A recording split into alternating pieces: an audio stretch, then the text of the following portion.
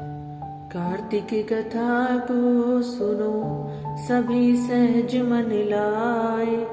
13वां अध्याय लिखूं श्री प्रभु शरण में आए। हर हर महादेव। कार्तिक मास महात्म्य कथा का 13वां अध्याय। 12वें अध्याय में देवताओं और जलंधर के बीच महान भीषण संग्राम होता है। जब देवता हारने लगते हैं तो भगवान श्री विष्णु की शरण में जाते हैं और भगवान श्री विष्णु उनके आग्रह पर, उनकी प्रार्थना पर उन्हें आश्वासन देते हैं कि जलंधर से युद्ध करने के लिए मैं जाऊंगा। इस पर माता लक्ष्मी भगवान श्री विष्णु को कहती हैं कि हे प्रभु, मेरा भाई आपके हाथों मारा नहीं जाना चाहिए। भगवान श्री विष्णु लक्ष्मी जी की बात सुनते हैं और कहते हैं कि मुझे युद्ध में तो जाना ही है।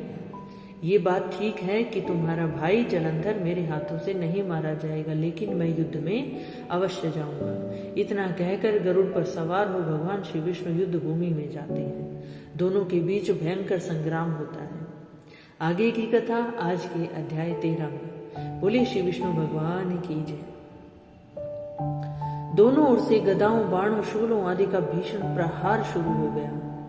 दैत्यों के तीक्ष्ण प्रहारों से व्याकुल देवता इधर उधर भागने लगे। तब देवताओं को इस प्रकार भयभीत हुआ देख गरुड़ पर चढ़े भगवान युद्ध में आगे बढ़े और उन्होंने अपना सारंग नामक धनुष उठाकर बड़े जोर का टंकार किया।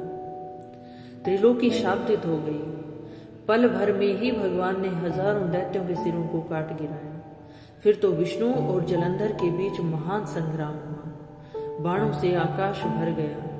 लोग आश्चर्य करने लगे। भगवान श्री विष्णु ने बाणों के वेग से उस दैत्य की ध्वजा, छत्र और धनुष बाण काट डाले। इससे दुखी हो उसने अपनी गदा उठाकर गरुड़ के मस्तक पर दे मारी। साथ ही क्रोध से उस दैत्य ने विष्णु जी की छाती में भी एक तीक्ष्ण बाण मारा। उसके उत्तर में विष्णु जी ने उसकी गदा काट दी और अपने शारंग धनुष पर बाण चढ़ाकर उसको बींधना आरंभ कर दिया। इस पर जलंधर इन पर अपने पैने बाण बरसाने लगा।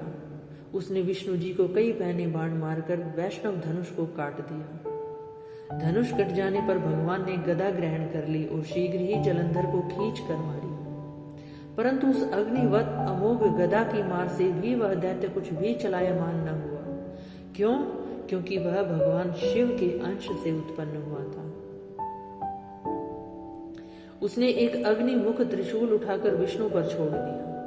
विष्णु जी ने शिव के चरणों का स्मरण कर नंदन नामक त्रिशूल से उसके त्रिशूल को छेद दिया। जलंधर ने झपट कर विष्णु जी की छाती पर एक जोर का मुष्टिक मारा। उसके उत्तर में भगवान श्री विष्णु ने भी उसकी छाती पर अपनी एक मुष्टि का प्रहार किया।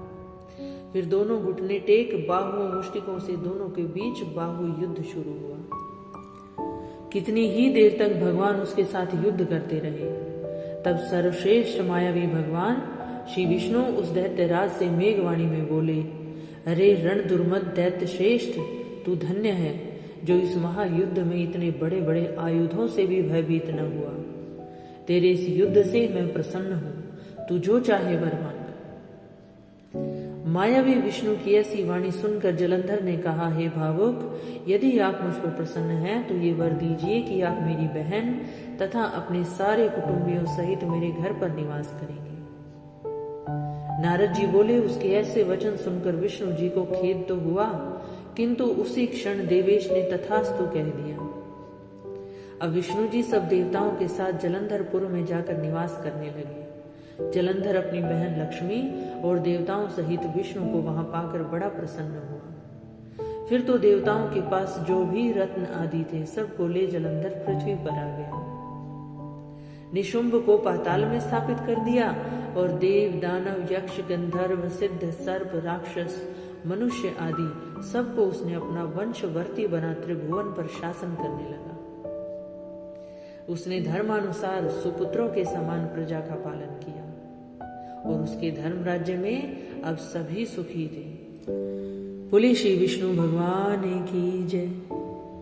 कार्तिक मास कथा का 13वां अध्याय यहाँ समाप्त होता है। आगे की कथा की चर्चा अध्याय 14 में। आगे की कथा सुनने के लिए आप मेरे चैनल को लाइक, शेयर और सब्सक्राइब जरूर करें। हर हर महादेव।